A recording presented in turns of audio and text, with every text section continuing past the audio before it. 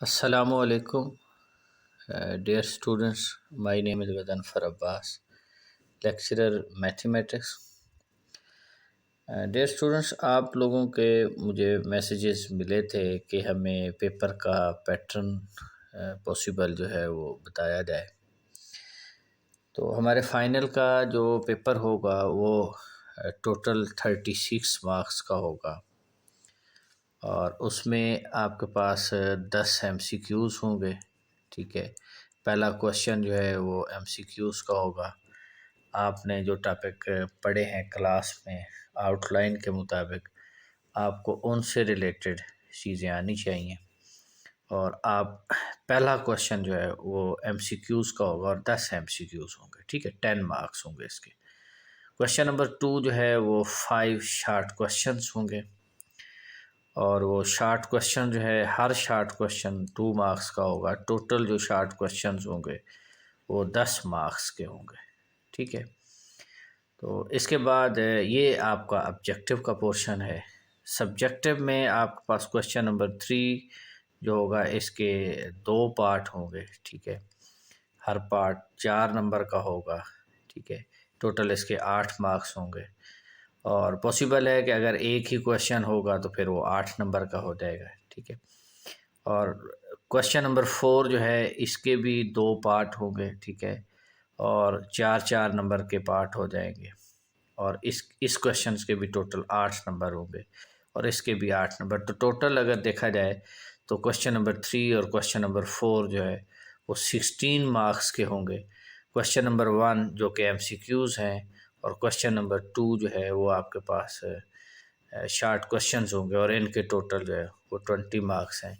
तो टोटल आपका जो पेपर होगा वो 36 मार्क्स का होगा। अगर आप फाइनल टोटल नंबर देखना चाहें तो आपका मिड जो था वो 18 मार्क्स का था और 6 मार्क्स सेशनल थे और 36 मार्क्स जो हैं ये आपके पास फाइनल के होंगे। तो टोटल जो है आपके पास ये बन रहे हैं 60 मार्क्स टोटल सब्जेक्ट के। ठीक है, तो ये पेपर पैटर्न के हवाले से थोड़ा सा कि इसके मार्क्स कैसे डिस्ट्रीब्यूट होंगे ये था। अच्छा, उसके बाद नेक्स्ट एक कुछ स्टूडेंट्स ने मैसेज किया हुआ था कि हमें लीनियर डेफरेंटाइन इक्वेशन को सॉल्व करने के हवाले से मेथड जो है यूक्लिड एल्गोरिथम के मुताबिक हमें वो भी रिकॉल करवा दें। तो उसके लिए ये है कि आपको चंद बातें ज़हन में रखनी है। हमने क्लास में भी ये चीज़ें पढ़ी थी।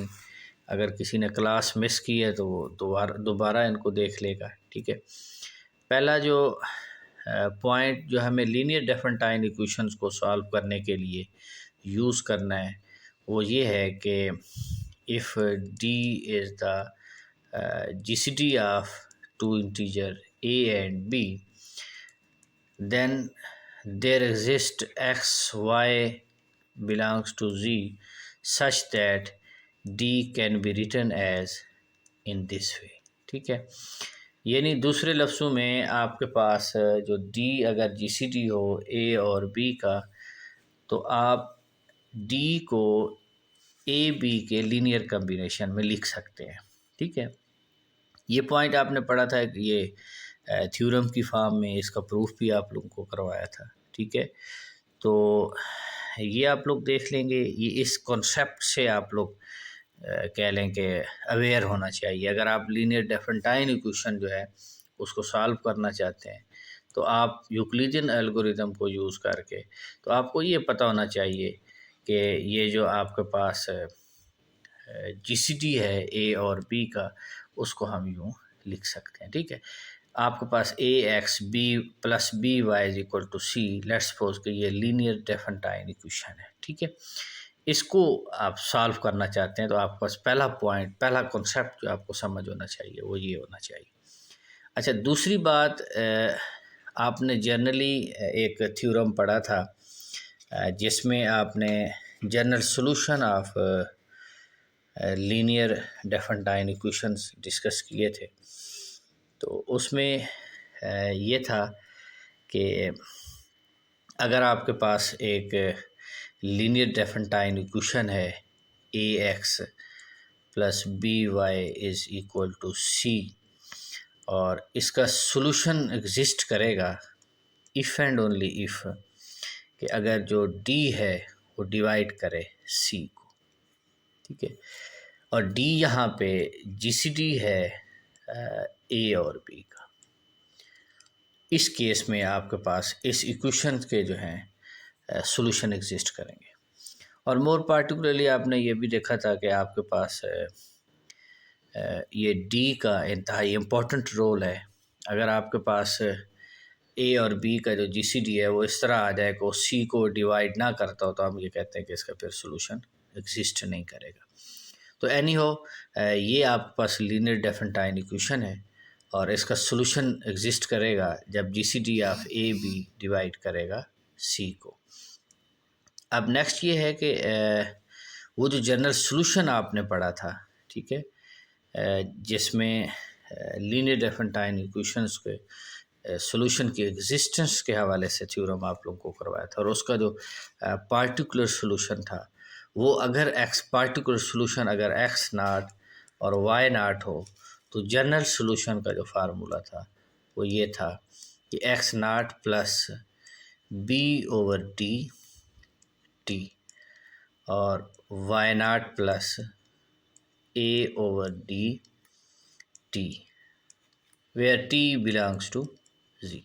ये आपने दो पॉइंट्स जो है ये क्लियर होने चाहिए जब आप डेफिनेटाइन इक्वेशन को सॉल्व करने जा रहे हैं using concept of Euclidean algorithm. अब हम क्वेश्चंस करते हैं। मैंने आप लोगों को क्वेश्चन, एक सिंपल सा क्वेश्चन, जो पहला क्वेश्चन है कि आप सॉल्व करें। क्वेश्चन है कि solve the linear डेफिनेटाइन equation 5x plus 6y is equal to 1। तो इसके लिए फर्स्ट ऑफ ऑल तो आप ये देखिए कि इसका आप जीसीडी फाइंड आउट करें, जो कि हमने क्लास में भी डिस्कस किया था। सिंपली आप इसको यूँ कर लें कि 5 डिवाइडेड बाय आपके पास 6 डिवाइडेड बाय 5 लिखें, ठीक है, कि 6 डिवाइडेड बाय 5, 5 1 ज़ार 5 और ये आपके पास 1 आ जाएगा। अब यूक्लिडियन एल्गोरिथम के मुताबिक आप लिख सकते हैं इस 1 को कि 1 is equal to 6 minus 5 time 1, और आप इसको यूँ लिख सकते हैं कि 6 प्लस 5 इंटू -1। अब बात यह है कि ये जीसीडी है। अगर आप देखें 5 और 6 का जीसीडी जो है वो 1 है, और 1 को आपने लिखा है 1 is equal to 5 into -1 plus 6 into 1। अगर आप इसको कंपेयर करें आप अपने लीनियर डेफिनेटाइन इक्वेशन के साथ, तो आप ये देखिए कि ये आपके पास पार्टिकुलर सॉल्यूशन है फॉर एक्स, यानी एक्स जो है यहाँ से ये पता चलता है कि वो -1 है, और वाई नाट जो है वो पार्टिकुलरली ये 1 है, ठीक है। तो आप इस एल्गोरिदम से एक्स नाट और वाई नाट फाइंड आउट करते हैं। अब आपके पास फार्मूला है कि s is equal to x naught plus b over d t और y naught plus a over d t such that t belongs to g. ये आपके पास सोल्यूशन है। तो अब यहाँ पे एक्स नाट जो है वो आपके पास -1 है, प्लस बी जो है आपके पास 6 है, और जो डी है वो 1 है, ये टी, ठीक है। और इसी तरीके से वाई नाट जो है आपके पास 1 है, ए आपके पास 5 है, जी सी टी 1 है, और 7 t such that t belongs to g. तो इसको आप मज़ीद लिख सकते हैं कि -1 प्लस 6 टाइम टी और 1 plus 5 time t such that t belongs to g. यानी टी आप चूज़ करते चले जाएं जी से, तो आपके पास एक ऐसा पेयर आता चला जाएगा दो नंबर्स का जो इसके सॉल्यूशंस होंगे। तो ये आपके पास आंसर है। तो ये सिंपल सा एक क्वेश्चन था आप लोगों को जो मैंने बताया है। अब नेक्स्ट दूसरा सवाल मैं आप लोगों को बता देता हूँ, अगर किसी को इसकी समझ नहीं आई तो सिंपली उसको समझ सकता है। अगेन के फॉर एग्जांपल आपको क्वेश्चन दिया गया है कि 14x plus 8y is equal to 4। ये डेफिनेटाइन इक्वेशन है। तो फर्स्ट ऑफ ऑल आप जीसीटी फाइंड आउट कर लेंगे। जीसीटी ऑफ 14 और 8, तो ये सिंपली आपको पता है कि 14 को आप 8 पे डिवाइड करें, ठीक है, और ये 8 आ जाएगा, यहाँ से आप 6 लेंगे। अगेन आप इसको, ये सिंपल डिवीजन है जो कि मैंने आपको क्लास में भी बताई थी, ठीक है।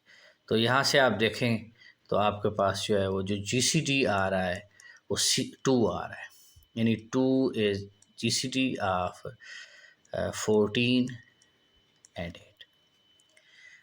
अब बात यह है कि आप इस 14 और 8 को यूज़ करें और लिखें कि 2 as a linear combination of 14 और 8। तो इसमें आप इसको यूँ लिखेंगे 2 इज़ इक्वल टू, यहाँ से इसी डिवीज़न को मद्देनज़र रखते हुए आप ये लिखें कि 2 इज़ इक्वल टू, यहाँ से अगर आप देखें, is equal to 8 minus 6 time 1, ठीक है। ये कोशंट है आपके पास, ये डिवाइज़र है, ये डिवाइडेंड है, ये रिमाइंडर है। तो 2 को आपने लिखा है इन टर्म ऑफ 8, 1 एंड 6, तो ये लिखा जाएगा। अब यहाँ पे रिमाइंडर 6 है, तो अब 6 को इन टर्म ऑफ 14, 8 और 1 लिखें, तो आप लिख सकते हैं 8 माइनस 6 को आप लिख सकते हैं 14 माइनस 8 टाइम 1, ठीक है। आप इसको सिंप्लीफाई करें तो 8 माइनस 14 प्लस 8, तो आप इसको अगेन लिखना चाहें तो यूँ लिख सकते हैं 2 टाइम 8, ठीक है। और इसको आप लिख सकते हैं 14 और यहाँ -1 लिखते हैं, और ये यानी कि अब आप लिख सकते हैं कि 2 is equal to 14 into -1 plus 8 into 2। अब आप इसको 2 से मल्टीप्लाई करें तो ये बनेगा 4 is equal to 14 into -2 plus 8 into 4।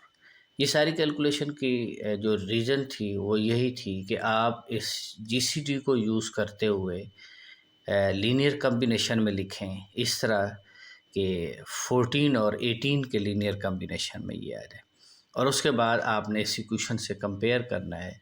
अगर आप इस इक्वेशन को इसके साथ कंपेयर करें तो आपको पता चलेगा, यहाँ से पार्टिकुलर वैल्यूज़ आ जाएंगी एक्स और वाई की। तो X naught is equal to -2 and Y naught is equal to 4। अब आप एक्स नाट और वाई नाट को यूज़ करते हुए इसका आप जनरल सॉल्यूशन लिख सकते हैं, ठीक है। जनरल सॉल्यूशन मैंने आप लोगों को बताया था कि ये होता है कि y naught x naught plus b over d t y naught minus a over t t for all T belongs to g, ठीक है। मेरे ख्याल में पिछले क्वेश्चन में मैंने यहाँ प्लस लिखा था, तो इसमें यहाँ पे आप माइनस लिखेंगे, ठीक है, उसको करेक्ट कर लेंगे। तो अब आप इसमें एक्स नाट आपके पास -2 है, ठीक है, बी आपके पास 8 है, डी आपके पास 2 है, डी, ठीक है, और वाई नाट आपने अभी कैलकुलेट किया है, यहाँ से ये आपके पास 4 है, ठीक है, 4 माइनस ए आपके पास 14 है, तो वो यहाँ लिखिए, ओवर डी की जगह आप 2 लिखें, t such that t belongs to g. अब आप इसको सिंप्लीफाई करके लिखें तो -2 plus 4 time t and 4 minus 7 time t, t belongs to g. ये वो एक्स और वाई का आर्डर पेयर आएगा, ठीक है, जो इस लीनियर डेफिनेटाइन इक्वेशन को सेटिस्फाई करेगा for all T belongs to, ये इसका सोल्यूशन है। तो आज मैंने आप लोगों को लीनियर डेफिनेटाइन इक्वेशन को सॉल्व करने के लिए मेथड रिवाइज़ किए करवाए।